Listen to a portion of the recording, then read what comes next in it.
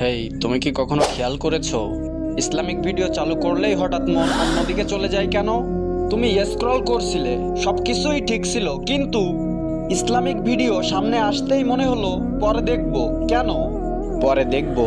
এই চিন্তাটা তোমার না, এটা শয়তানের প্রথম ফাঁদ।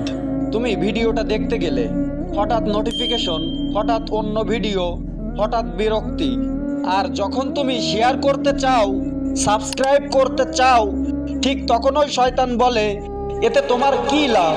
কারণ সে জানে এই একটি ক্লিক তোমার জীবনের পরিবর্তন শুরু করতে পারে।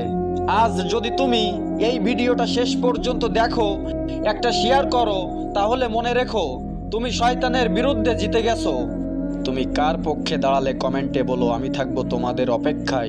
হেই, তুমি কি কখনো খেয়াল করেছো ইসলামিক ভিডিও চালু করলেই হঠাৎ মন অন্যদিকে চলে যায় কেন? তুমি স্ক্রল করছিলে, সবকিছুই ঠিক ছিল, কিন্তু ইসলামিক ভিডিও সামনে আসতেই মনে হলো পরে দেখবো। কেন পরে দেখবো? এই চিন্তাটা তোমার না, এটা শয়তানের প্রথম ফাঁদ। তুমি ভিডিওটা দেখতে গেলে হঠাৎ নোটিফিকেশন, হঠাৎ অন্য ভিডিও, হঠাৎ বিরক্তি, আর যখন তুমি শেয়ার করতে চাও, সাবস্ক্রাইব করতে চাও, ঠিক তখনই শয়তান বলে এতে তোমার কি লাভ।